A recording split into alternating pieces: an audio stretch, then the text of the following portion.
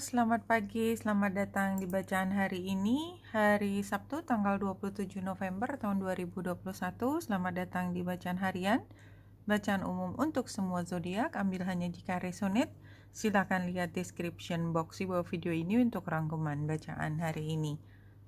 Pertama kita buka chart ini dan langsung terlihat energi tensionnya ketika matahari ketika bulan square dengan ini bertiga ya, matahari, Merkurius dan South Node, serta tentu saja karena ada South Node di sebelah kanan, sebelah kirinya ada North Node. Dan kalau kita lihat lebih detail lagi, bulan tidak hanya tension dengan planet yang saya sudah sampaikan tadi, tapi juga yang sebelah kanan atas ini kita lihat ada Vesta di situ juga yang sedang conjunction dengan Merkurius. Di depannya bulan juga oposisi dengan Pallas Athena, dan sebelah kiri dengan Ceres. Jadi memang energi hari Sabtu ini sayangnya kita nggak bisa serileks itu walaupun kita ingin rileks. Jadi ada hal yang membuat kita harus berargumen, dan yang kita ajak argumen itu juga nggak kalah kekehnya gitu ya. Kita juga menginginkan masa depan yang cerah dalam arti kesejahteraan gitu ya, tapi somehow kok kayaknya ada hal yang kita pikir tidak adil kita rasakan, karena memang somehow kita tahu bahwa ada kemungkinan orang yang kita ajak ngomong ini entah tidak bicara jujur, entah akan berusaha untuk menguasai semua, tidak adil aja. Jadi itu udah pengalaman masa lalu kita, jadi kita nggak mau mengulangi, kita dibohongin abis-abisan di depan mata dan tanpa kita bisa melakukan apa-apa. Laila,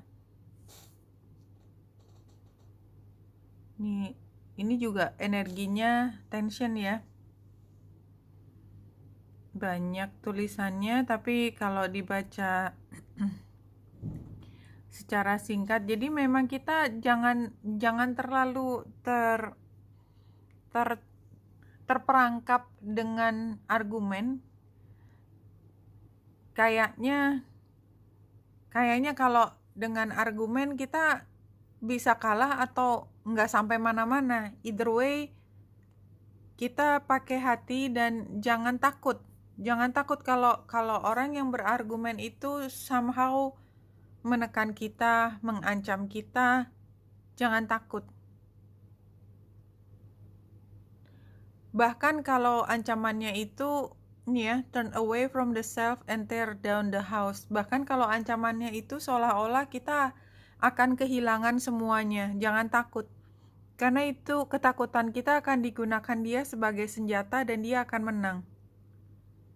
Terus kalau misalnya dia merendahkan kita, membuat kita marah dan memang memancing kita untuk mengambil keputusan berantem, lepaskan, jangan, just get away. Ya, clean your chest from all hostility. Biarin aja dia bermain dengan gamenya sendiri. Kalau teman-teman masih ngomel ya nggak bisa gitu, ya berarti memang pesan ini bukan buat teman-teman. Ini buat teman-teman yang bisa melihat kalau caranya menghadapi orang yang penuh amarah, penuh daya licik, apa istilahnya, banyak taktiknya. Jangan kita terperangkap dalam permainannya dia. Yakin kita punya koneksi dengan Yang Maha Pencipta, dan yakin bahwa logikanya dia itu adalah hal yang dia buat.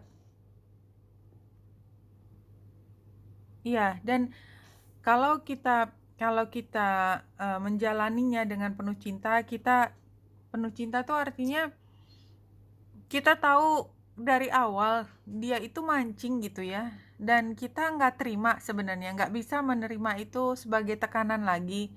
Iya, jangan ikuti permainannya dia, nggak tahu gimana caranya, somehow akan ada yang membantu. Sorry. Karena pesannya dia itu akan apa aja terserah dia mau ngomong apa kan terserah dia, namanya mulutnya dia juga gitu kan. Kita fokus dengan apa yang kita inginkan dan jangan berpikir bahwa keinginan kita bisa dibeli dengan sesuatu. Enggak, jangan. Karena itu yang menjadi senjatanya dia. Senjatanya dia adalah ketakutan kita dan keinginan kita. Itu rayuan sekaligus ancaman. Yakin bahwa kebenaran itu akan muncul apa adanya, keadilan sebelah kanan. Gambar towernya. Oke, ini agak rumit bacaannya. Ini balance. Carilah balance. Extreme of anything are rarely healthy. Jadi kalau terlalu ini terlalu itu gitu ya, itu nggak ada yang berguna, bahkan tidak sehat. Dan mungkin apa yang dia katakan yang kita takutkan juga itu overreaction.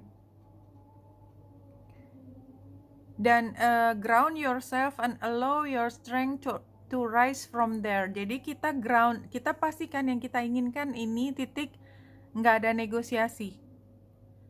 Dan be aware of where the imbalance of your life are present. Imbalance-nya kita ada di keinginan kita yang obsesi atau di ketakutan kita yang tidak beralasan. Itu kelemahannya kita. Selalu kalau kita kalah itu karena dua hal itu. So, wish wisely. Jadi gambar bintang di sini ya. Apa yang kita inginkan itu perlu kita pikirkan apa yang paling bijaksana. Jadi jangan teralih oleh banyak hal. Fokuskan apa yang paling kau inginkan. Memang ada sejuta-juta yang kita inginkan, tapi yang paling kita inginkan apa? Join in. Jadi kita memang ada di dalam situasi ini. Kita udah nggak bisa keluar lagi dari situasi ini. Tapi kita akan punya kondite baru, reputasi baru kalau kita bertahan dengan ground kita, dengan apa yang menjadi keputusan kita. Karena begitu kita ngalah lagi, ceritanya akan keulang nanti. Iya, ceritanya akan keulang nanti kalau kita ngalah lagi. Jadi jangan ngalah. Somehow saya kayak ngajarin teman-teman untuk jadi pengototan, aku nggak tahu kenapa, tapi yang keluar informasinya seperti itu, hanya ambil jika resonate. Iya, The Magician itu menunjukkan bahwa kita punya semua yang kita butuhkan, ya, semua 4 elemen ada di kita dan kita yang pegang ketetapan kapan kita akan melangkah. Dan ini tantangannya, kita tuh takut, kita kabur, kita lari dan kita pikir kita kecil. Kalau dibilangin, dikasih saran, kamu mendingan ngalah aja sekarang, jangan gitu loh.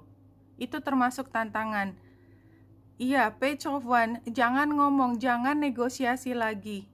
Jangan dengarkan apa yang nanti kalau gini kamu bisa, nanti kalau ini kamu bisa, jangan dengerin. Jangan kayak dia paling tahu masa depan. Enggak ada yang tahu masa depan kayak apa. Dia bisa bilang, oh kalau gini aku udah tahu nih, biasanya akan arahnya begini-begini. Kata siapa gitu. Kita ya kecuali mau diulang cerita yang lalu terserah, tapi ya, pesan ini mengatakan jangan.